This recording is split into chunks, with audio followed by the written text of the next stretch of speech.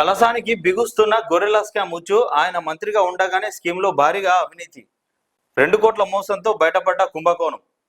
గొర్రెల స్కామ్ లో కొత్త ట్విస్ట్ చోటు చేసుకున్నది. తాజాగా ఎన్ఫోర్స్మెంట్ డైరెక్టరేట్ ఈడీ ఎంటర్ కావడంతో గొర్రెల యూనిట్ల పంపిణీలో అక్రమ లావాదేవీలన్నీ వెలుగులోకి రానున్నాయి. చీటింగ్ కేసు ఎంక్వైరీతో మొదలైన ఈ వ్యవహారం ఈడీ దర్యాప్తు వరకు చేరుకున్నది. అయితే పశుసంవర్ధక శాఖ మాజీ మంత్రి తలసాని శ్రీనివాస్ యాదవ్ కు ఈ అక్రమాల ఉచ్చు బిగుసుకునే అవకాశం ఉందని అధికార రాజకీయ వర్గాల్లో చర్చ జరుగుతున్నది. ఆయన మంత్రిగా ఉన్న టైంలోనే స్కీమ్ లో భారీగా అవినీతి చోటు చేస్తుందనే ఆరోపణలు ఉన్నాయి.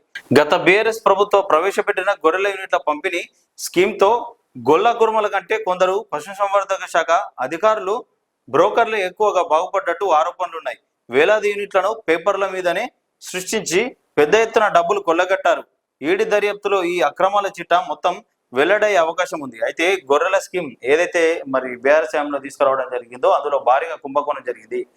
దాదాపు 700 కోట్ల మనీ లాండరింగ్ జరిగిందని చెప్పేసి ఈడీ ఎంట్రీ కావడం జరిగింది. మరి ఈడీ ఏం చెప్తా ఉన్నది, మీరు ఎక్కడైతే కొనుగోలు చేసిరో, ఏ లబ్ధిదారులకైతే ఇచ్చిరో, మరి ఏ వెహికల్ అయితే మీరు ట్రాన్స్పోర్ట్ చేసిరో వాళ్ళ ఆధార్ కార్డులు, అడ్రస్లు, ఫోన్ నెంబర్లు, మరి వాళ్ళ అకౌంట్ నెంబర్లు మొత్తం ఇవ్వాలని చెప్పేసి ఈడీ అధికారులకు చెప్తా ఉన్నది. మరి ఒకవేళ ఆ అధికారులకు ఇట్లా ఆ చిట్టా ఇప్పితే, ఆ చిట్టా ఒకవేళ ఈడీకి ఇస్తే ఒక బైక్ మీద దాదాపుగా 125 గొర్రెలు వీళ్ళు ట్రాన్స్పోర్ట్ చేసిరట. అంబులెన్స్ లో, కారులో ఇష్టం వచ్చిన వెహికల్ నెంబర్లు ఇచ్చారు. మరి ఇప్పుడు ఈడీ చెప్తా ఉన్నది ఇందులో భారీగా అవినీతి జరిగింది, ఆ డీటెయిల్స్ ఇవి మేము బయట పెడతామని చెప్తా ఉన్నది.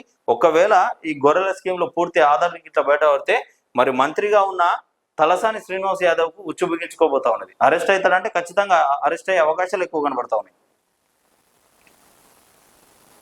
మరి ఎవరైతే గొల్ల కుర్మలకు ఈ పంపిణీ చేసిరో వాళ్ళకంటే ఎక్కువ లాభం ఇందులో పనిచేసిన అధికారులు లాభపడ్డారట.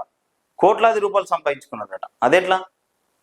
వాళ్ళ చేత డీడీ రూపంలో కట్టించుకొని వాళ్ళకు పంపిణీ చేయాల్సిన గొర్రెలు పేపర్ల మీదనే సృష్టించారట. గొర్రెల పంపిణీ స్కీమ్ కింద బిల్లుల చెల్లింపులో దాదాపు 700 కోట్ల అవినీతి జరిగినట్టు ఏసీబీ దర్యాప్తులు తేలినట్టు సమాచారం. కొత్తగా ఈడీ కూడా ఇందులో ఎంటర్ అయింది. పశుసంవర్ధక శాఖ నుంచి సంబంధిత ఫైళ్లు స్వాధీనం చేసుకునే ప్రయత్నంలో ఈడీ ఉంది. ఫైళ్లు ఇవ్వాలంటూ తాజాగా పశుసంవర్ధక శాఖ డైరెక్టర్ కు నోటీసులు జారీ చేయగా కొంత గడువు కోరినట్లు సమాచారం.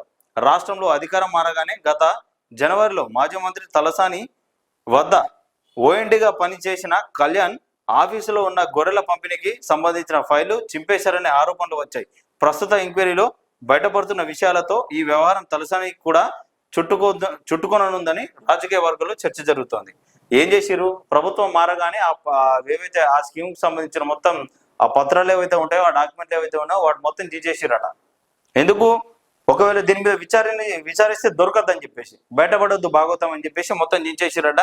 ఈడీ ఖచ్చితంగా కావాలని కోరుతా ఉన్నది ఈ అధికారులను.